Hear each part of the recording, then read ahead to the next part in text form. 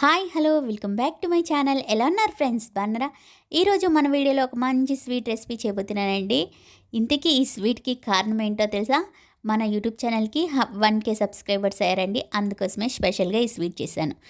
స్పెషల్గా స్వీట్ చేస్తే మీ అందరికీ చూపించకుండా అంటనా?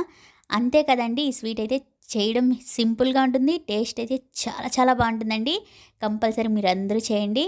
అంతకంటే ముందు వీడియోలోకి వెళ్ళబోయే ముందు మన ఛానల్ని ఎవరైనా ఫస్ట్ టైం చూస్తుంటే ఎప్పుడు చెప్పే మాటేనండి, సబ్స్క్రైబ్ చేయండి, బెల్ ఐకాన్ని క్లిక్ చేయండి, అలానే ఒక లైక్ చేయండి ఫ్రెండ్స్.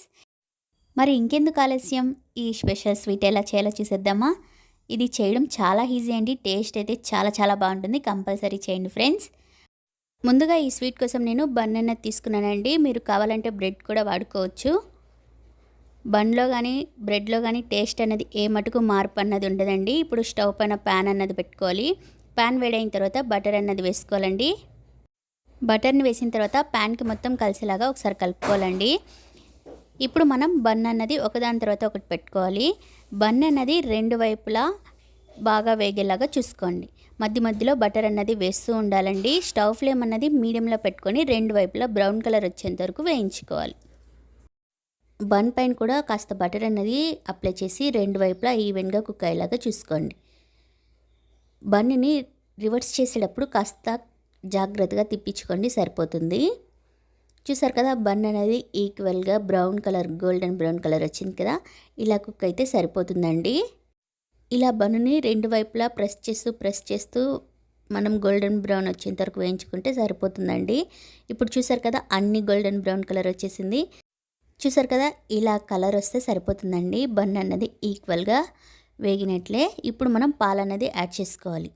పాలు వేసిన తర్వాత పాలు కూడా మనం బన్కి సగానికి వచ్చేలాగా వేసుకోవాలండి.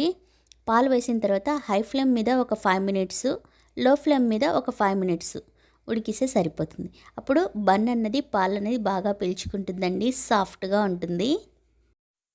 ఇప్పుడు చక్కెర అనేది యాడ్ చేసుకోవాలండి. మీరు స్వీట్ ఎక్కువ తినాలి అనుకుంటే కాస్త ఎక్కువ కూడా వేసుకోవచ్చు, లేదు కాస్త తక్కువ తినాలంటే తక్కువ కూడా వేసుకోవచ్చండి. మనం 1K సెలబ్రేషన్లో ఉన్నాం కాబట్టి నేను చక్కెర అనేది కాస్త ఎక్కువగానే వేసానండి. చక్కెరను వేసిన తర్వాత స్టవ్ ఫ్లేమ్ అన్నది మీడియంలో పెట్టుకుంటే సరిపోతుంది. మనం వేసిన పాలు చక్కెర మొత్తం ఈ బన్ అన్నది పీల్చుకునేంత వరకు పెట్టుకుంటే సరిపోతుందండి. పైన కాస్త బటర్ అన్నది అప్లై చేస్తున్నాను. చూసారు కదా, పాలు క్వాంటిటీ కూడా తగ్గిపోయింది, అలానే చక్కెర కూడా కరిగిపోయింది కదండి. ఇలా అయితే సరిపోతుంది. దీన్ని మనం పూర్తిగా చల్లగా అయ్యేంత వరకు మనం దీన్ని ఏమీ చేయకూడదండి. దీన్ని కాసేపు పక్కకు పెడదాం. ఇప్పుడు ఇది పూర్తిగా చల్లగా అయిపోయిందండి. నేను ప్లేట్లోకి అయితే మార్చేశాను. ఇలా ప్లేట్లో మార్చేటప్పుడు కాస్త జాగ్రత్తగా మార్చుకోవాలండి, ఎందుకంటే బన్ అన్నది సాఫ్ట్గా ఉంటుంది, విరిగిపోయే ఛాన్స్ ఉంటుందండి.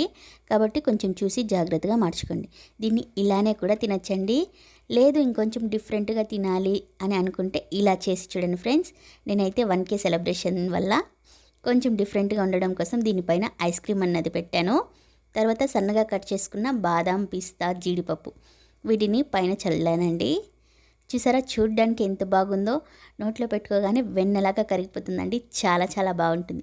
ఇంతకీ ఈ స్వీట్ పేరు చెప్పలేదు కదండి, మిల్క్ బన్ అండి. చాలా చాలా బాగుంటుంది. ఈ వీడియో ఎలా అనిపించింది, నచ్చిందా, ట్రై చేస్తారా, మీకు ఎలా కుదిరిందో కామెంట్ సెక్షన్లో కామెంట్ చేయండి. ఈ వీడియో కనుక మీకు నచ్చినట్లయితే మీ ఫ్రెండ్స్ అండ్ ఫ్యామిలీ మెంబర్స్కి ఈ వీడియోని షేర్ చేయండి. మరిన్ని వీడియోల కోసం గుర్తుంది కదా, తేజ కిచెన్ వ్లాగ్స్ని సబ్స్క్రైబ్ చేయండి, బెల్ ఐకాన్ని క్లిక్ చేయండి, అలానే ఒక లైక్ అండి ఫ్రెండ్స్.